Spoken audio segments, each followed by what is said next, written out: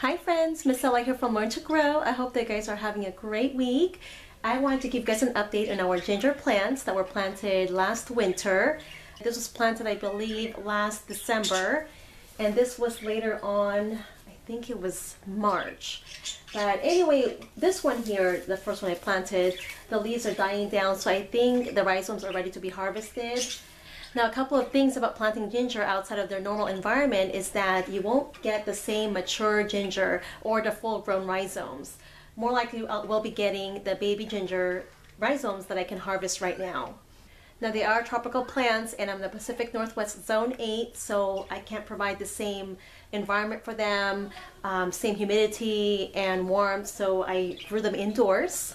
Also, another thing I learned about growing ginger is that you're supposed to heal them as they grow because the rhizomes grow on top of the original rhizomes that was originally planted. So I'll show you a closer look here so you can see how it looks like. Now, I was hoping that I would see some of the red ginger flowers, and I don't think I'm going to get any just because I don't think the plant is going to mature here. But I am grateful that I'm able to grow them and will be happy with whatever harvest I get. I do enjoy growing ginger indoors. The plants are beautiful, and the leaves, when you pinch them or rub them, you can smell the ginger scent. So they've gotten compliments about these plants when they were all green. Some of the leaves are turning brown now, but they are really pretty plants to grow as houseplants. So let's take a closer look and we'll show you what we got.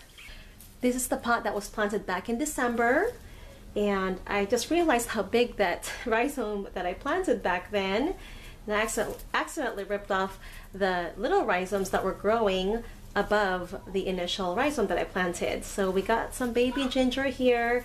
If I didn't snap this accidentally, I would have left it in here and hoping to let it grow a little bigger, but that's okay. So there's our small baby ginger harvest, and this rhizome, actually, it still looks viable.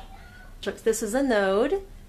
See right there? That's where the plant sprouts, and then the ginger rhizomes will grow right above this initial rhizome. And there's a couple more nodes here.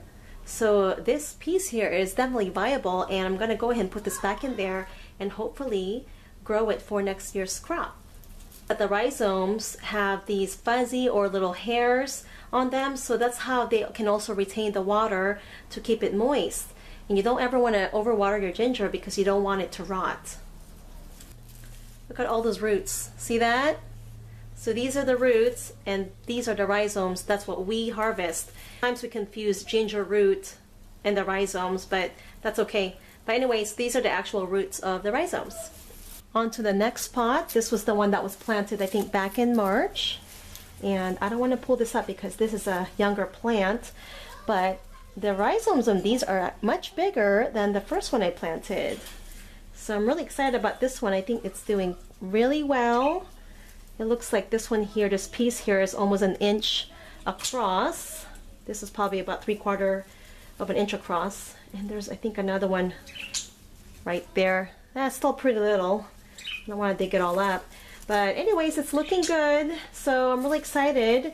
And hopefully we'll get a nice harvest in about a couple of months. So again, you want to plant your ginger at least an inch and a half deep in the soil. And as it grows, you'll need to heal it a little bit. That way you can cover up the new rhizomes that are growing, which grows just right above the initial rhizome that you planted. Or if you're growing them outdoors, if you have a warm climate, you can grow them in trenches. Here's our baby ginger that I harvested today that snapped off. It seems really juicy, delicate flavor, a little spice.